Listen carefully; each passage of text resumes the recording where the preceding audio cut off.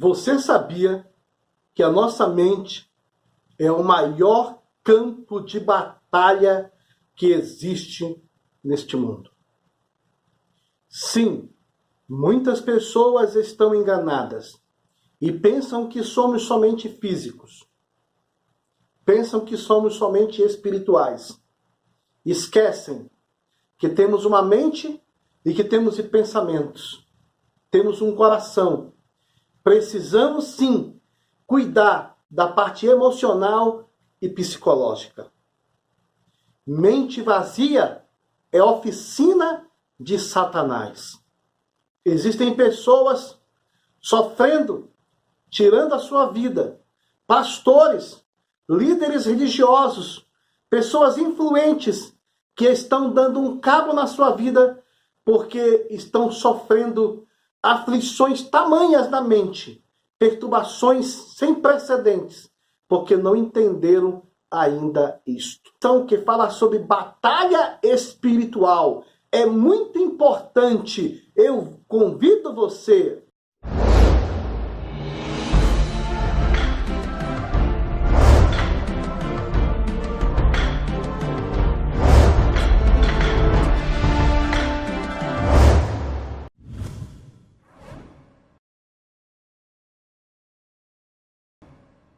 E vamos à nossa pré-aula, a lição número 6. Quem domina a sua mente? Se você ainda não é inscrito no meu canal, eu convido você a se inscrever no meu canal e você é uma bênção aqui entre nós. Me ajude a divulgar esse vídeo, a compartilhar nas redes sociais, a fazer com que esta mensagem ela chegue em muitos outros corações, em nome do Senhor Jesus. O texto áureo diz assim: de sorte que haja em vós o mesmo sentimento que houve também em Cristo Jesus. Filipenses capítulo 2, versículo 5. E também a verdade prática, ela fala: os substantivos mente, sentimento e entendimento pertencem à esfera do intelecto, que permite à pessoa aprender, desejar, pensar e agir. Também vale ressaltar que o objetivo geral desta aula é mostrar que o seguidor de Jesus tem a mente de Cristo. Outro fator também importante é que ele é subdividido em 3 pontos: explicar a epístola aos Filipenses, conceituar a palavra mente no contexto bíblico e expor o conceito da expressão a mente de Cristo. Este assunto também ele traz um primeiro tópico. E esse primeiro tópico, ele fala sobre a epístola aos Filipenses. E ele é subdividido em 4 subtópicos. Aliás, em 3 subtópicos. E o primeiro fala sobre o ponto 1, a doutrina. Ponto 2, o relacionamento. Ponto 3, o ensino. É importante salientar que quando Paulo escreveu aos Filipenses, ele escreveu na prisão. Inclusive, da prisão foi que Paulo escreveu 4 outras cartas. A carta aos Efésios, a carta aos Colossenses, a carta a Filemon e a carta aos Filipenses.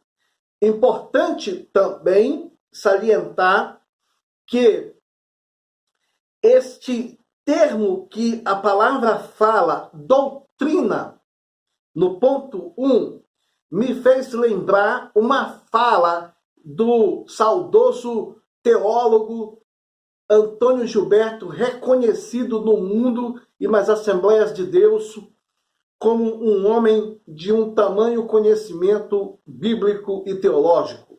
E ele chegou a dizer: não é o costume que gera doutrina, é a doutrina que gera o costume. É importante que o que é doutrina? Doutrina é um conjunto de crenças, é um conjunto de dogmas, é um conjunto de princípios que rege um comportamento que eu chamo de cristocêntrico. Cristo no centro da vida da pessoa. Outro fator também é quando se refere ao relacionamento, que está no ponto 2. Quando se fala sobre relacionamento, é algo interessante para a gente colocar aqui. Já percebeu que onde tem pessoas, muitas das vezes existe crises, existe dificuldades. Por exemplo, observa pela primeira família que existiu no Éden. Observa a família de Abraão, Isaque e Jacó. Observa também a vida e os familiares de Davi. Enfim, onde existem pessoas, existe o desafio do relacionamento, da boa convivência. E uma das pautas da epístola aos Filipenses é que Paulo trata isso sobre o relacionamento, em que ele faz, na verdade, dá uma ênfase desse sentimento cristocêntrico, quando se refere a relacionamento dentro da convivência dos crentes de Filipos, dentro da convivência daquela comunidade cristã aos filipenses. É importante também que o maior desafio das pessoas é a convivência, é saber conviver bem. E isso, quando se refere ao ponto 2, o que Paulo queria, na verdade,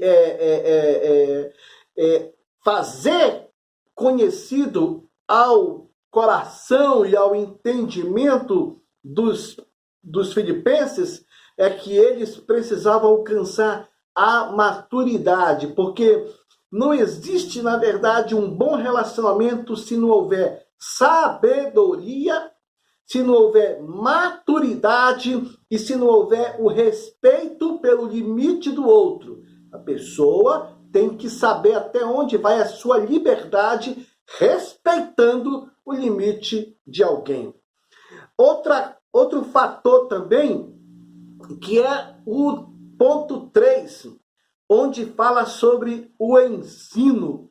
E o que é o ensino? O ensino é o conteúdo que Paulo quis, na verdade, passar aos filipenses dentro do sentimento daquilo que ele entendeu na vivência e convivência com a nova mente, com o novo pensamento, com a nova vida que ele teve em Cristo Jesus. E é importante salientar que Paulo não tinha, na verdade, andado com Jesus. Não tinha uma experiência de corpo, de físico, de vivência física com o Salvador. Mas ele foi o que mais influenciou a igreja, o que mais influenciou os crentes. Ele foi o apóstolo que teve, na verdade, o maior influenciador na era cristã. Por quê? Porque Paulo, ele soube e entendeu os princípios da vida de Jesus. Esse conteúdo de ensino, ele se baseia, eles têm uma base na vida de Cristo. no pensamento do viver cristão. Aqui também é importante salientar que todos nós temos que aprender a conviver com esse ensino, essa base que o Senhor nos dá pelas Escrituras. E uma das características que Paulo quer passar para os filipenses é sobre a alegria. Quando ele fala, regozijai-vos sempre. Outra vez vos digo, regozijai-vos. Sabe, existem cristãos que eles enfrentam a vida cabisbaixos, deprimidos, entristecidos. Nem parece que são mais que vencedores.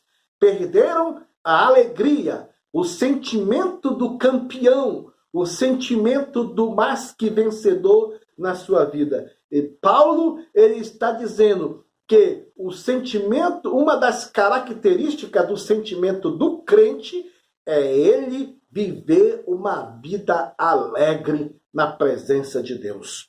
Também vamos para o segundo tópico. O segundo tópico fala sobre a mente no contexto bíblico. É importante que venhamos entender que este segundo tópico, ele traz 4 subtópicos. O primeiro é o ponto 1, onde fala a mente como faculdade psicológica. Segundo, o ponto 2, a mente como forma de pensar. E o terceiro, quando fala sobre o espírito. E o quarto, quando fala sobre o coração. Então, observe que o assunto desta lição é quem domina a sua mente. Observe que existe muitas questões para a gente, por exemplo, colocar aqui.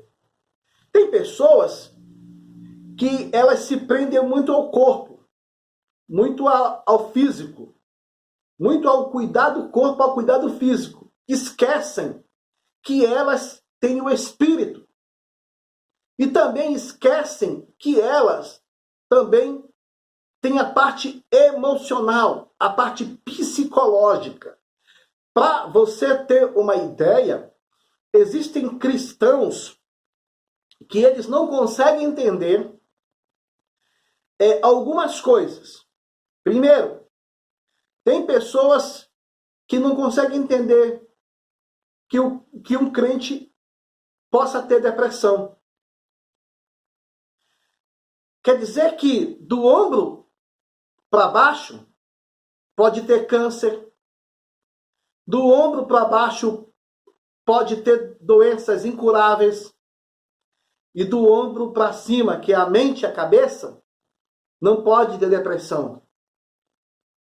A palavra nos fala, aqui, essa lição nos fala, este conteúdo nos fala, que precisamos entender, pelo menos, essa questão, a mente, como faculdade psicológica, como parte da vida. Faz parte da vida a vida emocional. Não tem como. Hoje, por exemplo, existem pessoas, líderes, pastores, jovens vocacionados ao ministério, pessoas com grande, na verdade, potencial, e elas são frágeis emocionalmente e psicologicamente. Sabe por quê? Porque elas ainda não entenderam que elas precisam ter saúde na área emocional, nessa área que envolve a mente. Hoje, na atual conjuntura, existem várias doenças que comandam e que dominam a mente neste século. Entre elas, existe o tratamento obsessivo compulsivo. Existem pessoas que sofrem de transtorno bipolar.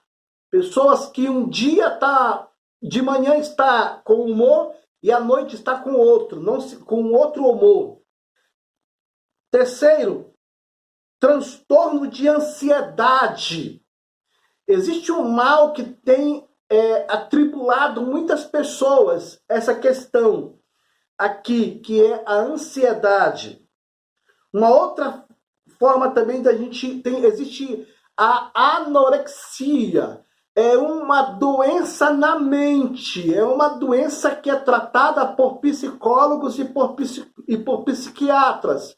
Porque a pessoa ela está magra, abaixo do peso, e ela se olha no espelho, ela se vê frágil. Se vê, na verdade, aliás, ainda se vê gorda, ainda se vê obesa. E todo mundo percebe que ela está, na verdade, desnutrida, mas ela acha que está gorda, come bem pouco. É uma doença na mente.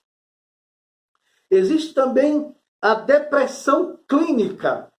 E existe também a esquizofrenia e tantas outras. Onde eu quero chegar? Esses males têm pego vários cristãos e várias pessoas. E por que isso tem acontecido? Porque muitas das vezes o cristão ele esquece que ele precisa cuidar dessa parte emocional e psicológica da vida dele. Muitas das vezes uma caminhada, muitas das vezes uma simples corrida, muitas das vezes uma prática esportiva, muitas das vezes um passeio, muitas das vezes isso dá uma saúde emocional e psicológica e renova a sua mente e os seus pensamentos. Em um mundo de hoje, tudo é correria, é estresse. E a vida hoje é a luta pela sobrevivência, para manter o padrão de vida, o emprego, a carreira e etc. Um fator também interessante, observe os jovens, que eles, quando eles concluem o ensino médio, já tem que pensar, ou concluem ou estão a concluir, já vão pensando logo em um Enem.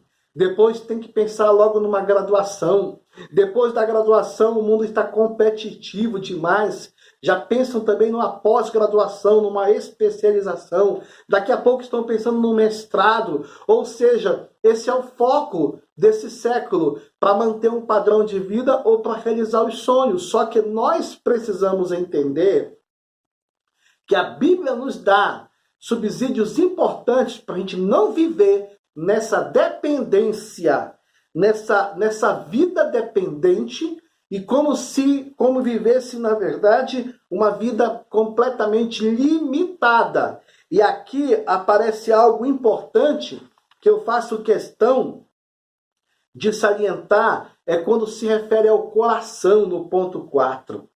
Ao coração. Por quê? Porque o coração, a mente e o coração, eles são ligados. A palavra de Deus, ela chega a dizer sobre tudo que se deve guardar. Guarda o teu coração. O coração é o conjunto de intelecto, sentimento e vontade. Jesus chegou a dizer também que é do coração que procede todos os males, que o que contamina o homem, na verdade, não é aquilo que entra no sentido espiritual.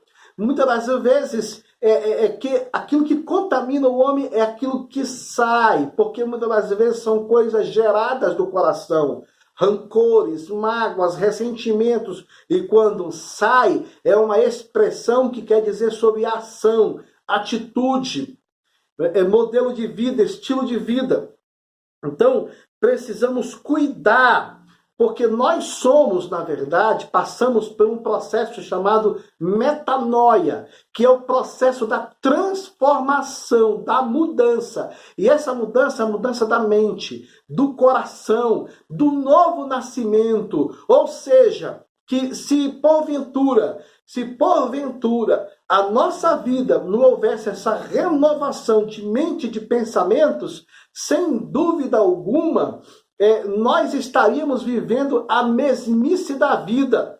Porém, a palavra de Deus, ela nos dá uma garantia de que a cada dia a palavra de Deus, ela se renova. Automaticamente, a nossa mente sendo nutrida, sendo tocada, sendo alimentada pela palavra de Deus, ela se renova também. Mas vamos aqui para o tópico de número 3. O tópico de número 3, ela diz da seguinte forma. O tópico 3 ele é dividido em 3 pontos. O primeiro fala o sentimento de alegria. O segundo fala, o ponto 2, fala nossa gratidão a Deus. E o ponto 3 fala sobre a paz de Deus. É importante quando se refere ao sentimento de alegria. Por que, queridos, é bom pautar isso? A alegria, ela está, a pessoa está de bem com a vida, com a nova vida em Cristo Jesus. Lembra do que a palavra de Deus fala, 2 Coríntios, capítulo 5, versículo 19? Aquele que está em Cristo, nova criatura é. As coisas velhas já passaram, eis que tudo se fez novo. E é importante que a mente venha sempre focar em coisas que realmente venham trazer alegria. Quer ver um exemplo? Existem pessoas que é presa ao passado, amarrada ao passado, não consegue se libertar do passado. Tudo isso está aqui, ó, a prisão mental, a cadeia mental, está aqui. Então, você sabe o que você tem que pegar lá do passado? Somente aquilo que te traz alegria, felicidade ou vitórias. Qualquer experiência negativa, se liberte do passado. Deixe o passado para trás.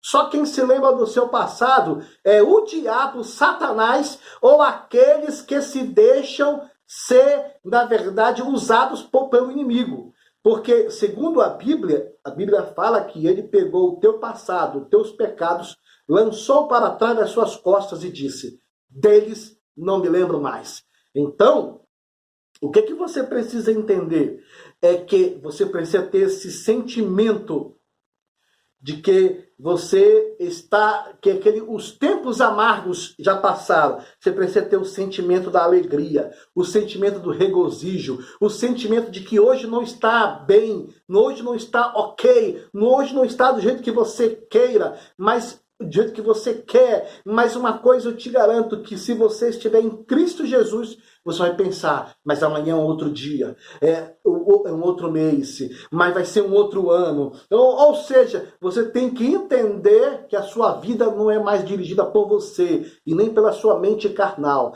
A sua vida é dirigida por Deus e Ele pode sim mudar a sua história. No ponto 2, tem algo para salientar que fala sobre gratidão a Deus.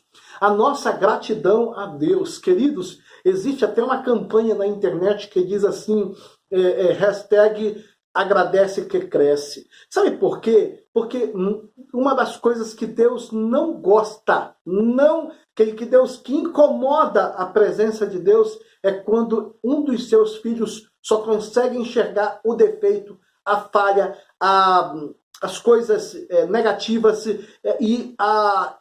Isso é uma característica de, primeiro, uma pessoa ingrata, não esqueça disso. Segundo, é uma característica de uma pessoa que não tem fé. Então, coloque o seu cristianismo aí à prova. Veja se você é uma pessoa ingrata e uma pessoa que não tem, na verdade, fé.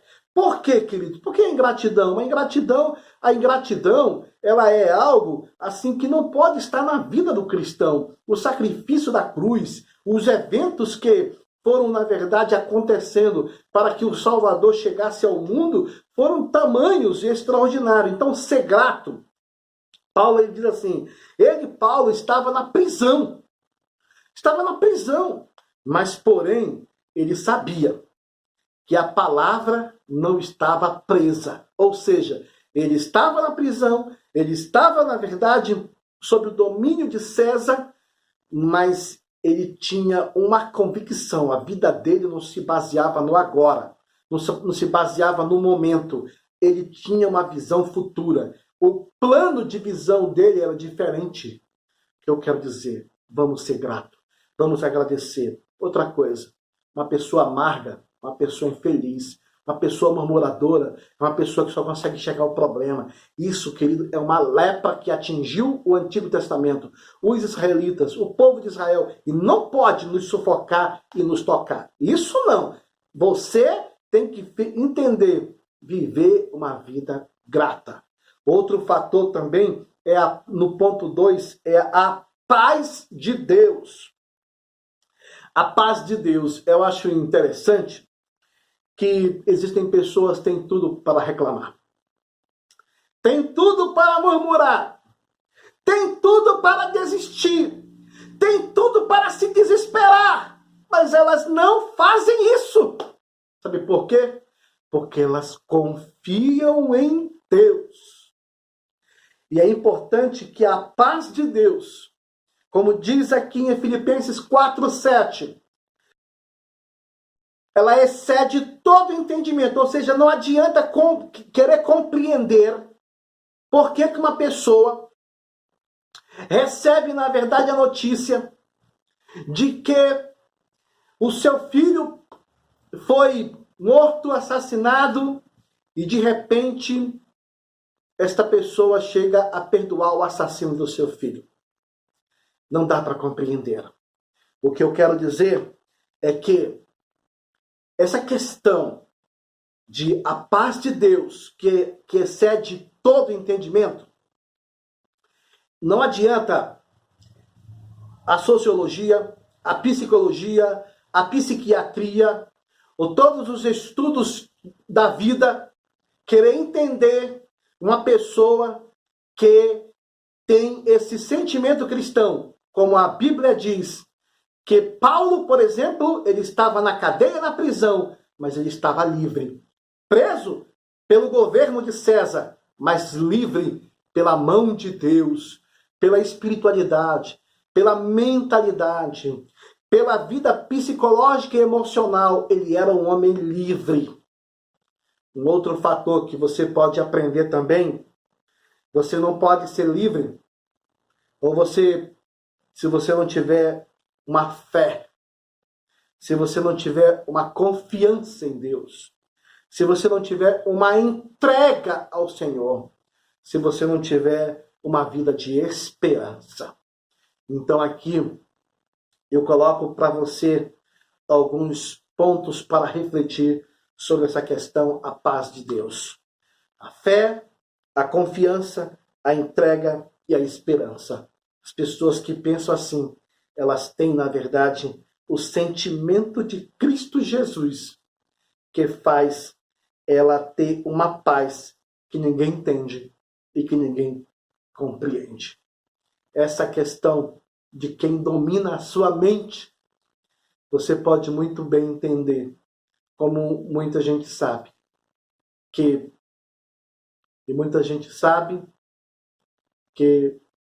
mente vazia é a oficina do diabo.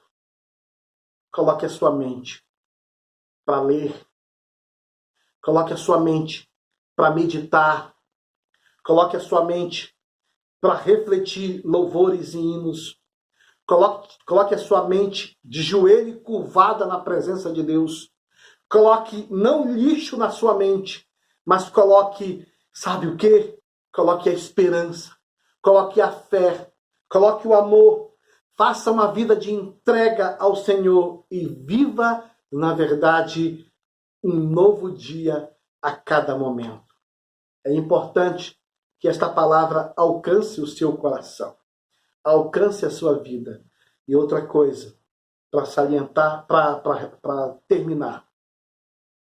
Existem crentes, pastores, líderes, pessoas que estão tirando a sua vida, se suicidando, porque ainda não entenderam que a nossa mente é o maior campo de batalha e que precisa, na verdade, ser dominado. E nós temos que dominá-lo. Já dizia uma frase do maior lutador de Kung Fu de toda a história, chamado Bruce Lee. Ele tem uma frase que ele diz assim, que o maior vencedor é aquele que vence a si mesmo. Sabe, queridos, existem bichos, existem gigantes, existem cadeias, existem opressões, existem demônios, existem forças, muitas das vezes, que dominam a mente, e somos nós mesmos que alimentamos isso. Somos nós mesmos que criamos isso. Somos nós mesmos que, na verdade, deixamos isso florescer. E não poderia ser assim. Nós temos a autoridade para dizer um basta nisso. E esse basta está em a gente se olhar primeiro, se amar primeiro. Não podemos viver esse inferno mental, essa perturbação. Primeiro temos que entender que nós não somos somente físicos. Nós não somos somente espirituais. Nós somos também emocionais e psicológicos. É por isso que nós temos que cuidar da saúde mental. Aqui eu deixo a minha palavra de reflexão, o meu agradecimento para você refletir, pensar, analisar e, acima de tudo, colocar em prática de que você é o mais que vencedor e que nada, absolutamente nada, pode dominar a sua mente